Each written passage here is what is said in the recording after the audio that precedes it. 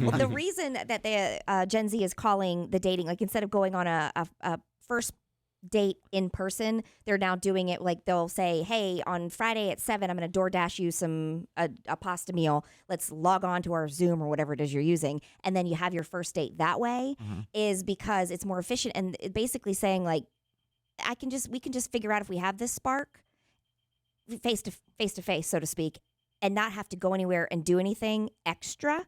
Again, doing the bare minimum. It is.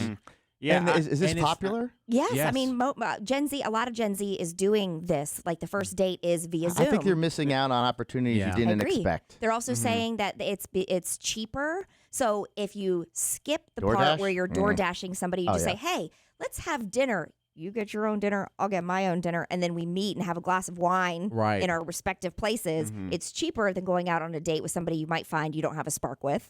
Yeah. And then they also are saying that Gen Z they're going on these Zoom first dates because they are intimidated by face-to-face interactions. Yes. And that is the Because truth.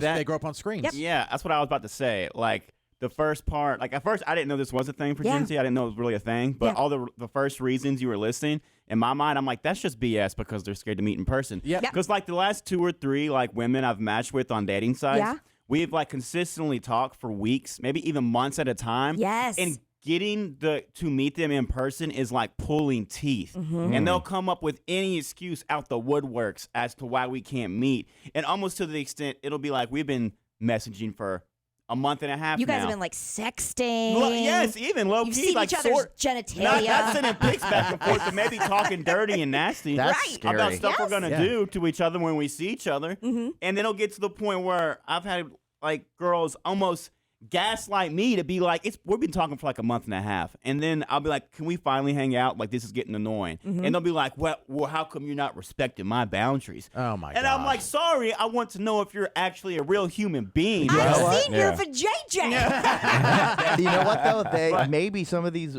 younger people are content with dating to the I point think part of that's to the it. point where, like I say, the robots are going to take over because they're becoming desensitized, and this is okay. They're content. And they like with, the daily attention of a text. And yes, and they don't have to necessarily be in person. There's less There's just less of it, and we continue to evolve that way. Eventually, we're just going to have, okay, it's time to have sexy time. We get our sex robots on in front of each other, and we do it, and that's our relationship. and you're married to the person. Yeah. And Squid's strength, and I think most people's strength, but Squid's strength definitely is in person. Yes. Like, Yes. You're not getting the full Squid. You ain't getting the full Squid. And everybody on wants Zoom. the full squid. I mean, you know, Who doesn't? even as a friend, when I talk to Squid on the phone, it's fine. But not the same. It's not the same as him and his joggers. No.